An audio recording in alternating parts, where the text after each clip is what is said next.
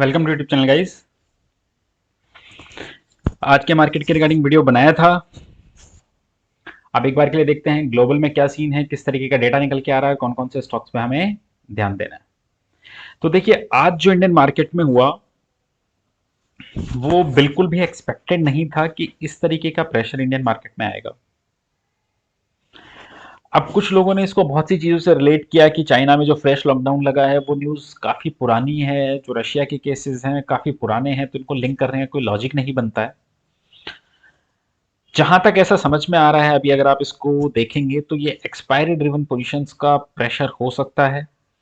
ये कैसे पता चलेगा कि एक्सपायरी पोजीशन ही है और अब कुछ ज्यादा सीरियस नहीं है मार्केट में? देखिए, last if I am not wrong, मैं साल भर से बहुत ही पॉजिटिव व्यू बना के चल रहा हूँ इंडेक्स पे, और अभी तक बुलिश ट्रेड ही हम लोग रख रहे हैं। अगर अगर अब निफ्टी 17,800 के सिर्फ यहां से 50 पॉइंट नीचे क्लोज हो जाता है, दैट मीन्स अब हमें दोनों पोजीशंस रखनी है, और जो व्यू है वो सेल ऑन राइज हो जाएगा। ओके, अब एक बार के लिए देखते हैं क्यों मुझे लग रहा है कि अभी भी एक्सपायरी ड्रिवन पोजीशन है। आप डाउ जोन्स को देखिए, अभी भी अपने लाइफ हाई के पास में है। नेस्डेक कुछ नेगेटिव नहीं है, कॉन्टिन्यूसली लाइफ हाई बना रहा है। सिर्फ हमारे मार्केट पे प्रेशर आना जिसका कोई रीजन नहीं लग रहा। अगर आप डॉलर इंडेक्स को देखेंगे, करेक्ट होकर 93 पे आने लगा है, जो 94.5 के ऊपर जाके हाउंट करने लगा था इमर्जिंग मार्केट्स को, वो 93.3 पे है। बॉन्ड यील्ड्स डाउन आ चुकी हैं, और आज के मार्केट से पहले तो क्रूड भी डाउन था। सो ये शायद, क्योंकि अगर आप पिछला हमारा मार्केट देखेंगे पिछले कुछ दिनों का, तो ये समझ में आ रहा था कि अक्टूबर में बहुत ही ज्यादा मैडरन हुआ कुछ स्टॉक्स में। आप ये देखिए, अक्टूबर 1 से आप देखिए 17,500 से हम लोग गए 18,600, 1100 पॉइंट का वन वे डायरेक्शन गया ये मार्केट। सो हो सकता है ये सिर्फ एक्सपायरी ड्रिवन पोजीशन था, कहना जल्दबाजी होगी, लेकिन जो आज का लो है, अगर ये अब टूटता है, दैट मीन्स आप समझ लीजिए कि मार्केट का सिनेरियो अब चेंज हो चुका है। अब आपको स्टॉक स्पेसिफिक रहना होगा, और मार्केट में वैसे मूव आने अब मुश्किल है। मतलब जैसे हमारा मार्केट पहले चला करता था इस कोविड से पहले, उस सिचुएशन में आ जाया करेगा। अच्छी न्यूज तो अच्छा, खराब तो खराब। ये यूफोरिया मुझे लगता है अब बंद हो चुका है। अब एक बार के लिए देखते हैं निफ्टी। बिल्कुल भी एक्सपेक्टेड नहीं था, टू बी वेरी ऑनेस्ट, कि इतना होगा। ये नहीं सोचा था कि किसी भी केस में 18,000 तोड़ेगा। डेटा थोड़ा नेगेटिव था, इतना भी नेगेटिव नहीं था कि 18,000 तोड़े, लेकिन बहुत ही ज्यादा प्रेशर आया। Same with bank Nifty. Bank Nifty में अगर आप देखेंगे तो देखिए, अब कुछ न्यूज बैंक निफ्टी में रही। बैंक ऑफ बड़ौदा में कुछ फ्रेश स्कैम की खबरें आई, जिसकी वजह से बीओबी भी पिट गया विदाउट किसी रीजन के। पीएनबी का रिजल्ट खराब आया, जिसकी वजह से पीएसयू बैंक इंडेक्स काफी ज्यादा प्रेशर में रहा। लेकिन क्या इतना प्रेशर था कि जो भी रैली थी बैंक निफ्टी की वो सारी ही वाइप आउट कर दी गई? आप ये देखिए, जो बैंक निफ्टी 39,300 से चलना स्टार्ट हुआ था और 42 के पास ऑलमोस्ट पहुंचा था, 2,500-3,000 का जो रन दिखाया था वो सारा ही वाइप आउट हो जाए, ऐसा तो कुछ भी नहीं हुआ बैंक निफ्टी में। ओके, सो दोनों इंडेक्स में जो आज का लो है वही आपका एसएल है। अगर ये टूटता है तो मार्केट, आप समझिए, आप सेल ऑन राइज का मार्केट हो चुका है, और मार्केट का टेक्सचर अब चेंज हो चुका है। तो मार्केट पे बहुत ज्यादा बात करने को कुछ है नहीं, नेगेटिव है अभी तक। देखिए, अगर आप जो देखेंगे कैंडल बनी है बहुत ही नेगेटिव है, इसमें कुछ भी इफ एंड बट नहीं है, बहुत नेगेटिव है। लेकिन जनरली ऐसा होता है। मैं देखिए आपको एक और चीज दिखाता हूं इसमें, आप ये देखिए,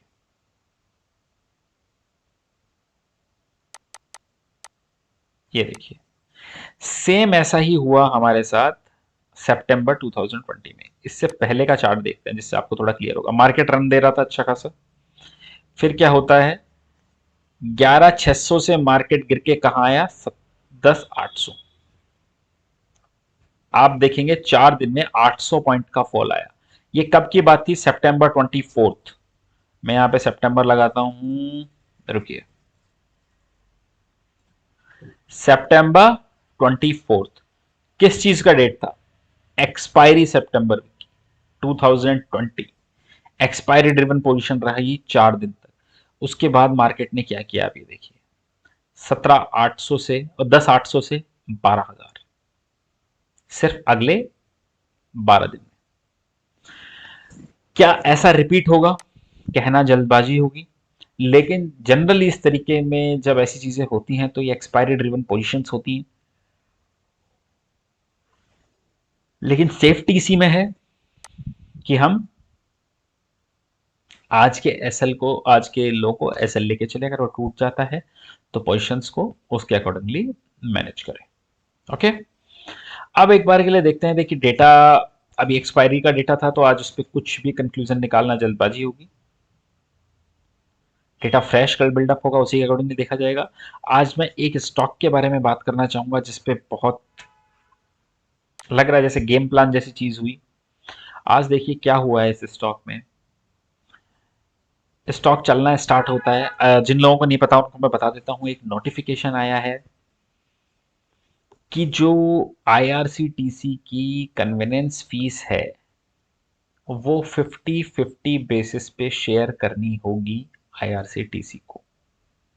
मतलब आप ये समझिए, जो भी रेवेन्यू इनका टिकट बुकिंग के, जो आप इनकी ये कन्वीनियंस फीस लगाते हैं, उसका 50% अब इनका वाइप्ड आउट हो जाएगा।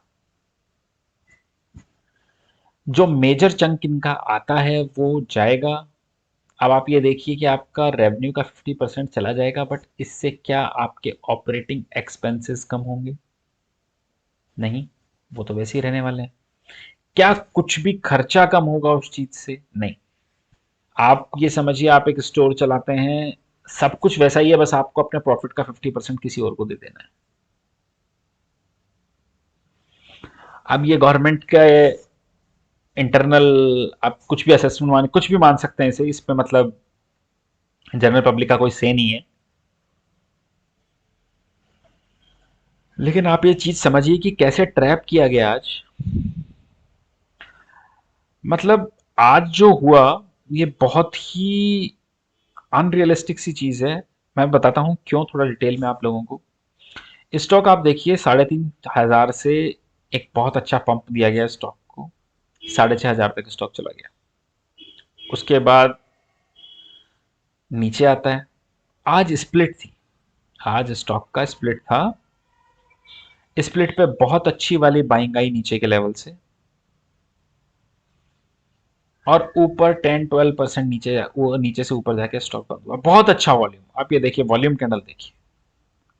I think one of the highest volume candle होगी ये इसकी, जब से आईआरसीटी से लिस्ट हुआ है। और शाम में एक नोटिफिकेशन आता है कि आपको अपने रेवेन्यू का 50% गवर्नमेंट को देना है। आज स्टॉक स्प्लिट हुआ है तो जो एक शेयर के बदले में 5 शेयर मिले हैं वो बहुत जगह क्रेडिट भी नहीं हुए हैं अभी तक। तो जब स्टॉक क्रेडिट ही नहीं हुए हैं तो बहुत से लोग सेल भी नहीं कर पाएंगे इन्हें। ओके, सो ये बहुत ही डिफरेंट काइंड ऑफ सिचुएशन बना दी गई है आईआरसीटीसी के लिए। सो लेट्स सी, देखते हैं ये कैसा बिल्डअप होके आता है, क्या है। मुझे लगता है कि कल गैप डाउन मिलना चाहिए आईआरसीटीसी में इस न्यूज़ की वजह से। अब देखना होगा कि इस पे एक कैच हो सकता है। क्या कैच हो सकता है? अगर आईआरसीटीसी यही अनाउंसमेंट कर देता है कि जो इनकी कन्वीनियंस फीस है इसको ये हाइक करके दुगना कर देंगे। ये एक टोटली मेरी तरफ का अजम्पशन है। मुझे नहीं लगता कि ऐसा होगा, नहीं होगा। बट अगर कुछ परसेंटेज भी बढ़ाया जाए तो इनकी बैलेंस शीट पे डेंट कम हो सकता है। ओके, क्योंकि अब गवर्नमेंट उस चीज को रिवर्स करे, इस चीज की प्रोबेबिलिटी तो काफी कम है। पहले भी जो फीस है बाकी चीजों की वो गवर्नमेंट के साथ शेयरिंग होती है, बट कन्वीनियंस फीस का शेयरिंग नहीं था, जो कि अब सीधा डायरेक्टली 50-50 कर दिया गया है। तो थोड़ा बहुत ही ये कहना चाहिए कि जैसा प्लान्ड काइंड ऑफ सिनेरियो रहा, कि जैसा प्लान करके ये चीज की गई हो। लेकिन लेट्स सी, जो है वो है, यही है। सो आईआरसीटीसी कल गैप डाउन ओपन हो सकता है। बाकी किसी स्टॉक पे अभी बात नहीं करेंगे। क्योंकि कल का जो मार्केट है वो देखेंगे एक बार के लिए कि दोनों लोग होल्ड होते हैं कि नहीं होते। अगर होल्ड होते हैं तो मैं फिर से सिर्फ दो स्टॉक अभी आप लोगों को देना चाहूंगा, एसबीआई और पीवीआर। इसके अलावा मुझे नहीं लगता आपको किसी स्टॉक में इधर उधर दिमाग लगाना चाहिए बुलिश साइड पे। ओके, क्योंकि कुछ नेगेटिव नहीं लग रहा। आज मेटल्स भी क्रैकडाउन हुए, ग्लोबल मार्केट बहुत अच्छे हैं, कुछ नेगेटिव नहीं आ रहा मेटल्स के लिए। कमोडिटी प्राइसेस भी अब थोड़ी कूल ऑफ होने लगी हैं, तो इन्फ्लेशन का फियर भी कम हो रहा है। बट आज एक दिन रेस्ट देते हैं इन चीज़ों को और देखते हैं, एनालाइज करते हैं मार्केट को, उसके बाद फ्रेश ट्रेडिंग करते हैं मार्केट में। ओके गाइस, आई होप आप लोगों को वीडियो अच्छा लगा होगा। अच्छा लगा है तो लाइक कमेंट और शेयर कर दीजिएगा। Thank you guys, thank you for watching.